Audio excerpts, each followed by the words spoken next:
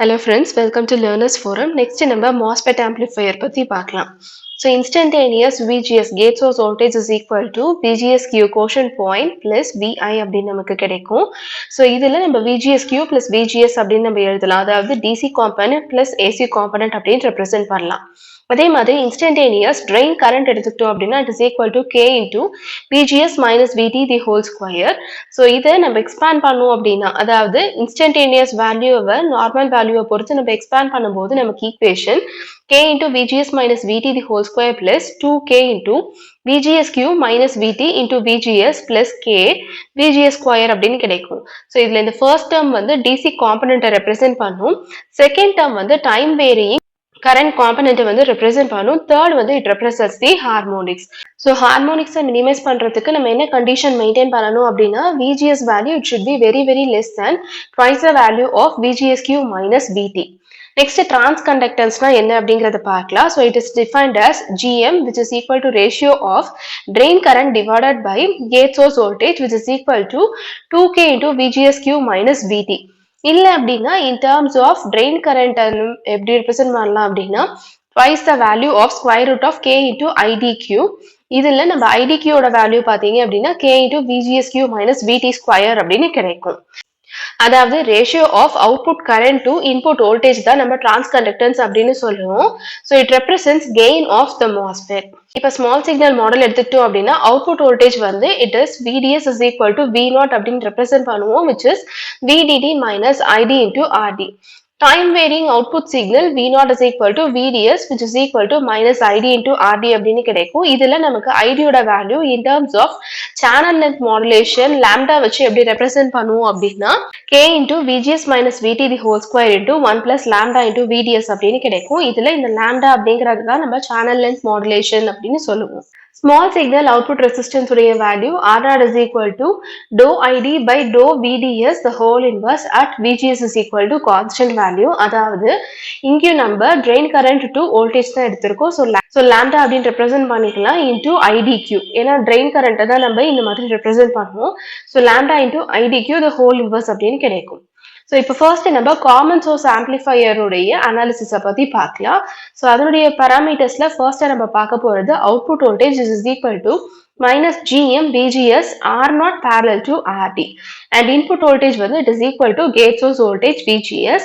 voltage gain எடுத்துக்கிட்டோம் அப்படின்னா output voltage divided by input voltage. So இதுல value substitute பண்ணோம் அப்படின்னா minus GM into R0 parallel with RD அப்படின்னு நமக்கு கிடைக்கும். So input gate to source voltage வந்து நம்ம VI which is equal to RI by RI plus RSI into VS அப்படின்னு represent பண்ணுவோம். இப்போ voltage gain எடுத்துக்கிட்டோம் அப்படின்னா it is equal to output voltage divided by source voltage. So in terms of voltage gain AVல நம்ம எப்படி represent பண்ணலாம் அப்படின்னா AV into ratio of RI divided by RI plus RSI. So இதுல RSI value if it is not equal to 0, VI value வந்து signal voltage விட ரொம்ப கம்மியா இருக்கும். இதுதான் நம்ம loading effect அப்படின்னு சொல்லுவோம். இதனால நமக்கு voltage gain value வந்து reduce ஆக start ஆயிரும். So input resistance RIS is equal to R1 parallel with R2 and output resistance எடுத்துக்கிட்டோம் அப்படின்னா it is equal to RD parallel with R0 அப்படிங்கிறது நமக்கு equationல கிடைக்கும். இப்போ காமன் சோர்ஸ்க்கு பார்த்த மாதிரி காமன் ட்ரெயினுக்கு எடுத்துக்கலாம். ஸோ காமன் ட்ரெயின் ஆம்ப்ளிஃபையரை நம்ம சோர்ஸ் ஃபாலோவர் அப்படின்னு சொல்லுவோம். ஸோ இதில் நம்ம ட்ரெயின் வந்து பார்த்தீங்க அப்படின்னா கிரவுண்ட் அவுட் கண்டிஷனில் தான் நம்ம எடுத்துக்க போகிறோம். Input resistance RI is equal to RG அப்படின்னு கிடைக்கும். இன்புட் வோல்டேஜ் இப்போ ஃபர்ஸ்ட் கால்குலேட் பண்ணோம் அப்படின்னா source voltage into RG divided by RG plus RSI அப்படின்னு நமக்கு கிடைக்கும். So இதுல இருந்து AV value calculate பண்ணோம் அப்படின்னா output voltage divided by input voltage which is nothing but RL parallel with R0 divided by 1 plus GM plus RL parallel with R0 கிடைக்கும். Open circuit voltage gain consider பண்ணிக்கும் போது நமக்கு AV0 is equal to R0 divided by 1 plus GM plus R0 அப்படின்னு கிடைக்கும். So RL less than condition of R0 conditionல நமக்கு AV value வந்து பாத்தீங்க அப்படின்னா RL divided by 1 by GM plus RL அப்படின்னு கிடைக்கும். So total நமக்கு overall voltage gain AVS is equal to GV which is nothing but output voltage divided by source voltage which is equal to RL parallel with R0 divided by the entire ratio into நமக்கு resistance உடைய ratio நம்ம இங்க வந்து include பண்ணிக்க போறோம். So இது வந்து overall total voltage gain. Output resistance இப்ப consider பண்ணிட்டோம் அப்படின்னா R0 is equal to 1 by GM parallel with R0 அப்படின்னு நமக்கு கிடைக்கும். Just nothing but 1 by by gm. ஏன்னா இதனுடைய வேல்யூ வந்து நெக்லிஜிபிளா இருக்கும். internal capacitances of MOSFET and high frequency model வந்து நம்ம இப்ப பார்க்கலாம். So இதுல நமக்கு ஜெனரலா ரெண்டு டைப்ஸ் ஆஃப் கெபாசிட்டன்ஸ் வந்து இருக்கும். ஒன்னு கேட் கெபாசிட்டன்ஸ், இன்னொன்னு வந்து ஜங்ஷன் கெபாசிட்டன்ஸ். கேட் கெபாசிட்டன்ஸ் அப்படிங்கிறது வந்து parallel plate capacitor and junction capacitance அப்படிங்கிறது வந்து it is due to reverse biased PN junction. இதுல நமக்கு again ரெண்டு டைப்ஸ் இருக்கு. source diffusion capacitance, drain diffusion capacitance. first நம்ம gate capacitance பார்க்கலாம். So triode regionல channel வந்து பாத்தீங்க அப்படின்னா uniform depthல இருக்கும். இந்த கண்டிஷன்ல gate source capacitance which is equal to gate drain capacitance which is equal to 1/2 W into L into C aux அப்படின்னு நமக்கு கிடைக்கும். அதாவது oxide capacitance into length of the channel into width of the channel. So இதுதான் நமக்கு கிடைச்சிருக்க capacitance உடைய value for triode region. So அதுவே saturation regionல consider பண்ணிட்டோம் அப்படின்னா இப்ப நமக்கு சேனல் வந்து டேப்பர்ட் ஷேப்ல இருக்கும். அதாவது நமக்கு ஜெனரலா சேனல் இப்படி இருக்கும்போது இந்த மாதிரி மாறும், இல்ல அப்படின்னா நமக்கு இந்த மாதிரி இருக்கும், ஃப்ளோவை பொறுத்து இருக்கும். ஸோ இதுதான் வந்து டேப்பரிங் அப்படின்னு சொல்லுவோம். அண்ட் பிட்ச் ஆஃப் வந்து பாத்தீங்க அப்படின்னா ட்ரெயின் ரீஜியன் கிட்ட இருக்கும். ஸோ இந்த கண்டிஷன்ல நமக்கு கெபாசிட்டன்ஸ் வேல்யூ என்ன கிடைக்கும் அப்படின்னா 2/3 WL Cox அப்படின்னு கிடைக்கும். அண்ட் நமக்கு கேட் டு ட்ரெயின் கெபாசிட்டன்ஸ் வந்து நமக்கு 0 அப்படின்னு கிடைக்கும். நெக்ஸ்ட் அதே மாதிரி கட் ஆஃப் ரீஜியன் எடுத்துக்கிட்டோம் அப்படின்னா இதுல நமக்கு ரெண்டு கெபாசிட்டன்ஸ் வேல்யூமே 0வா தான் இருக்கும். ஏன்னா நமக்கு இங்க சேனல் எதுவுமே இருக்காது, டிசப்பியர் ஆயிடும். ஸோ கேட் பாடி மாடல் கெபாசிட்டன்ஸ்ல பாத்தீங்க அப்படின்னா CGB is equal to WL into Cox அப்படின்னு நமக்கு கிடைக்கும். அண்ட் இதுல ஓவர்லாப் கெபாசிட்டன்ஸ் அப்படின்னு நமக்கு இன்னொரு பாராமீட்டருமே இருக்கும் which is equal to WLOV into Cox. அதாவது ஓவர்லாப் லென்த் அது வந்து ரேஞ்ச் பாத்தீங்க அப்படின்னா 0.05ல இருந்து 0.1 வரைக்கும் நமக்கு இருக்கும். அண்ட் Cox அப்படிங்கிறது வந்து ஆக்சைட் கெபாசிட்டன்ஸ். ஸோ இதுதான் டிஃபரெண்ட் ரீஜன்ஸ்ல இருக்கக்கூடிய கேட் கெபாசிட்டன்ஸ் உடைய வேல்யூ. நெக்ஸ்ட் நம்ம ஜங்ஷன் கெபாசிட்டன்ஸை பத்தி பார்க்கலாம்.